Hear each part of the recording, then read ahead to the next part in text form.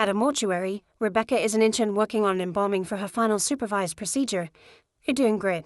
She takes care of every little detail with meticulousness, and by the time she's done, the body looks like new.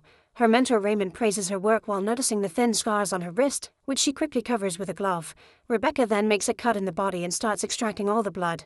Raymond notices the dead person's toes twitching, but he doesn't mention it. She fills the body with embalming fluid to finish the process, and Raymond confirms she's passed. Afterward, Rebecca puts the body away. On her way back, the lights flicker and she freezes in confusion, only to keep moving as if nothing happened. After cleaning her prep room, she has to go to the basement for supplies. However, it's very dark down there and she hesitates to move. Suddenly she's startled by something moving in the shadows, but it's just Raymond. He tells her to never go to the basement and to take supplies from the closet instead. After Rebecca walks away, Raymond looks back to check on the creature running around the basement and locks the door. In the office, Raymond wants to make a toast to celebrate her promotion to full-time employee, but she says she doesn't drink. Now that she doesn't need him anymore, she'll be in charge of all the embalming and he'll concentrate on the business end of things. Rebecca will get the day shift and Raymond will handle any night emergencies. She tries to say that she doesn't mind working nights, but Raymond angrily turns her down. At that moment, Rebecca gets a headache, so Raymond tells her to rest during the weekend. After Rebecca leaves, Raymond returns to the basement and mentions that it's happening again. At home, Rebecca drops the keys on the table before going to the bedroom to change. When she comes out, she's shocked to notice that the keys are missing, but she doesn't see the strange symbol on her notebook. Thankfully, she finds the keys on another table, so she can leave for her weekly support meeting. She tells the crowd that today is her 1 year of sobriety and shares how hard it's been to deal with all the shame and pain related to addiction. She thanks everyone for their support and her sponsor Kelly tells her to be proud. On her way back to her seat, Rebecca sees a creepy man in the back whispering her name. After the meeting, Rebecca sits in her car while dealing with her dark urges. She drives to a dark corner and almost talks to a dealer to buy something, but she gathers her strength and takes off before she gives in. As she drives away, Raymond calls her to ask her to come to the mortuary. He apologizes for the change of plans, but he got a sudden transfer from the city morgue with several bodies. Minutes later, Rebecca arrives at the mortuary and reads the notes to learn that the bodies must be both embalmed and cremated. It doesn't make sense, but she must follow orders. After putting on some upbeat music, she starts working on the first body, talking to it while noticing the fresh wounds. Once the embalming is ready, Rebecca turns off the music and takes care of the paperwork. She doesn't see the body moving its head and opening its eyes or the symbol that has appeared on the file. Once the data is in the system, she puts the body in the incinerator. When Rebecca looks out the window, she's shocked to find the door of her car open. She rushes outside to close it, which leaves the lights on.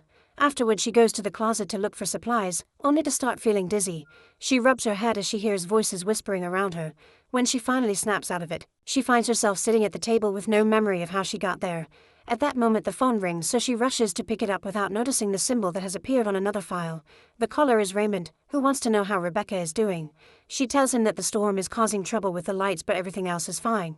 After hanging up, Raymond goes back to painting on his body. Meanwhile, Rebecca starts moving the second body but stops when the power goes out. She doesn't see the body moving its head and hand on the stretcher. Since her phone is almost out of battery, she goes to the office to look for candles. In a drawer, she finds a small box with a candle drawn on its lid, but inside there are only paper strips. After lighting a strip up, she returns to the body and notices that a hand moved, so she puts it back in place. She doesn't see the symbol glowing on the wall behind her or the body moving under the sheet. It smiles and reveals it has white eyes. Once that body is in the incinerator, Rebecca brings out a third one, which has severe cuts and bruises. When Rebecca hears a noise, she leaves to check the office. The body opens its eyes and moves its head while the symbol appears on another paper. In the office, Rebecca sees a strange figure moving and assumes it's Raymond. However, the figure disappears when she blinks, so she assumes it was her imagination. When Rebecca returns to the prep room, she's shocked to find the body gone. Then the phone rings again and she picks it up, only to hear a voice saying, "You did this to me. It's all your fault." A terrified Rebecca hangs up, yet the phone keeps ringing, so she walks away from it as she touches her face. She freaks out when she finds blood on her hand and immediately takes off her coat to cover the injury, but when she looks again, her hand is clean. Since the phone keeps ringing, Rebecca picks it up once more. The same voice says he wants to report a missing person, making Rebecca realize it's her father Ben. He mentions that her 14-year-old daughter Rebecca has disappeared and she remembers the day she passed out near the lake after hanging out with some friends and consuming too much. Since the police had wanted him to wait 24 hours for a report, Ben went out to look for her himself. That was the night he died, and Rebecca still feels guilty for it. After having a vision of a strange creature, she passes out. In the morning, Rebecca is shocked to wake up in her bed.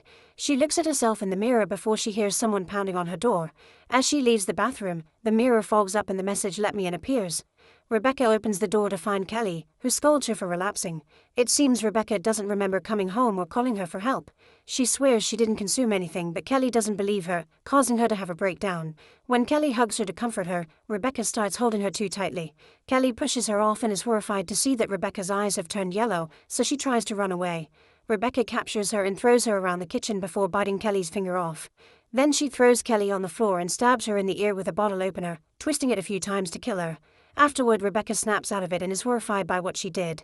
She washes the blood off before calling Raymond, who immediately sends her back to the mortuary. When she tries to say no, Raymond explains that he knows what she's going through, so he'll explain at the office.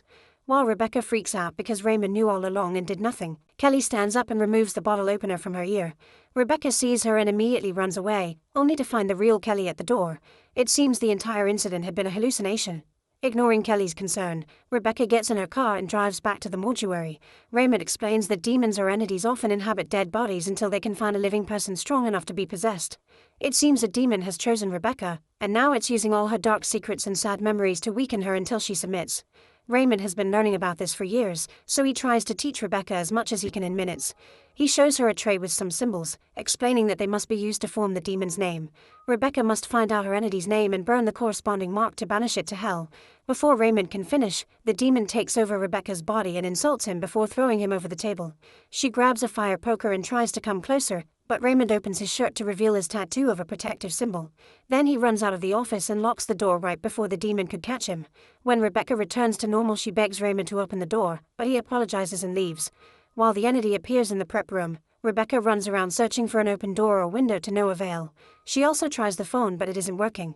Rebecca decides to read Raymond's notes, only to get distracted by her grandmother appearing outside the window. The old lady sweetly asks her to let her in because it's cold, but she suddenly gets aggressive and pounds on the window as she calls Rebecca a disappointment. Her voice gets deeper and soon becomes a growl. When Rebecca turns around, she's shocked to see Ben with bleeding wounds on his face. He says he's brought her a scalpel so she can self-delete again and they can be together. After the scalpel cuts Ben's hand, he tackles Rebecca and stabs her multiple times in the leg while her grandmother keeps screaming. Suddenly Rebecca snaps out of it and realizes this is another hallucination. She almost self-deleted again, so she drops the scalpel in horror. Then Ben reappears in the corridor and says she'll die as he comes closer, so Rebecca hides in the next room and locks the door. While Rebecca keeps hearing whispers from multiple voices announcing her death, Raymond tries calling the mortuary to no avail. Afterward, Rebecca looks through the window and notices Ben is gone. She also discovers that the missing body is back. She decides to sneak back into the prep room and grab some things to start stitching her wound. At that moment, the body sits up, only to lie down again when Rebecca looks up. Once she's done with the stitches, she hears a voice telling her to cut. She grabs a scalpel and approaches the body, which wakes up again and starts fighting her for the scalpel. After some struggle, Rebecca reaches for the fire poker and manages to stab the body in the neck, but the demon is strong and easily pulls it out. Rebecca grabs some wire and ties it around the body while it laughs with the demon's voice. Then Rebecca finally picks up the phone and Raymond finishes teaching her what to do. Following his instructions, Rebecca pours her blood on the possessed body before pushing it into the incinerator. Unfortunately, it doesn't work and the incinerator blows up, sending Rebecca flying. A flashback shows a teenage Rebecca strapped to a hospital stretcher. The young girl suddenly changes into her adult self and Rebecca wakes up to discover she's inside the incinerator. She freaks out and repeats that this isn't real until she's back in the room. Afterward, Rebecca calls Raymond and tells him it didn't work. However, Raymond reveals he hasn't talked to her, which means it had been a demon trick. Raymond tells her to search for some tapes downstairs, but his voice transforms when his instructions change into torture. The entity watches from behind a door while Rebecca hears the demon's voice asking her to save her father. Rebecca goes to the basement, where she finds a locked door and a small room with the tapes. She's startled by something moving, but it's just a falling box. More things start falling off the shelves, so Rebecca rushes back to the office. When she plays the tape, she finally gets the instructions she needs from Raymond. She must burn a strip to find the right symbols and choose them on the tray, which must be put on the body housing the demon before incinerating it. The blood of the possessed must also be injected into the body to bind it to the mark, otherwise the entity will escape before burning.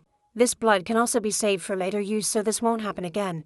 As a demonstration, Raymond cuts the arm of a possessed body called Valerie, who keeps crying for mercy from inside a coffin. After looking at Raymond's notes one last time, Rebecca lights up a paper slip and wanders around the room until she finds a symbol on the wall. She puts the same mark on the tray before continuing to look for the others. Soon Ben appears again and distracts her with sweet words before grabbing her neck to start choking her. When Ben asks her to let him in and laughs like a demon, Rebecca manages to snap out of it. Next she unlocks the mysterious door in the basement, where she finds a hole in the wall that lets her look at Raymond dealing with Valerie. She keeps begging for help but Raymond says she isn't Valerie anymore. When Rebecca looks away she finds herself inside a coffin, so she pounds on the lid until she comes out. When she lights up another strip, she finds the second symbol. As she returns upstairs, the entity watches her from the shadows. After getting the third symbol from the supply closet, Rebecca finds the last one in the bathroom. Suddenly the door locks itself and the room starts filling up with water. A desperate Rebecca tries to climb onto the toilet, but she slips and smacks her head on the sink, so she passes out. Another flashback shows Ben finding a young Rebecca near the lake. He yells for help but nobody comes, so he tells her to wait while he goes looking for a doctor. Unfortunately, Ben slips and hits his head on a rock, which kills him. In the present, Rebecca wakes up and the bathroom is back to normal. In the office, she puts the 4 symbols on the tray and the center glows. She also keeps hearing a voice, so she follows it until she finds Valerie inside a coffin in the basement. Rebecca almost helps her, but then she remembers her mission and grabs a bottle of Valerie's blood before leaving. Next, Rebecca checks all the bodies in the mortuary until she finds one with the symbols on its chest. She takes it to the prep room and it immediately starts moving, but it calms down when Rebecca puts the tray on its chest. Then she stabs it with the embalming stick to inject it with Valerie's blood, ignoring it when it asks if this is the correct body. Soon the demon's name appears on its forehead, confirming she chose right. Rebecca pushes the body into the incinerator, where it squirms and screams as it's burned down for good. Afterward, Rebecca returns to the basement, but the entity is still there. Ben appears behind her and says it'll never be over before pushing her down the stairs. Rebecca passes out as she lands and the entity approaches her while another flashback begins. It's revealed that Ben saw the demon in the forest and he was so startled that he fell. When the young Rebecca woke up, her father was already dead. In the present, Rebecca wakes up and apologizes to her father since her addiction caused his death. Ben asks her to stop blaming herself because he doesn't want her to forever remember him with pain. As Rebecca finally agrees to let go, she wakes up for real. It's a beautiful day outside and there's no blood on her clothes, but she can still hear Valerie. Rebecca returns to the basement and opens the coffin to free Valerie, who has some terrible wounds on her back. Suddenly Valerie calls her stupid with the demon's voice and throws her on the floor. When Valerie is about to kill her, Raymond arrives and recites a prayer as he shows her his tattoo. Valerie is pushed back into the coffin and Raymond locks her up again. Later in the office, Raymond apologizes to Rebecca for letting her confront the demon alone. He explains that it isn't Valerie anymore, so he keeps her locked up in the basement to regularly get her blood since it's the only thing that can prevent future possessions. In fact, he lost other employees before he managed to perfect his method. Rebecca thinks it's cruel and tries to quit, so Raymond points out that it saves lives. He also reveals she'll never truly be free from this experience, but if she stays he can teach her to be stronger.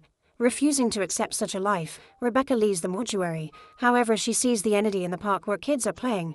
Realizing Raymond is right, she goes back inside to accept her new job. Make sure to subscribe and turn on notifications so you can watch more videos like this. Thanks for watching.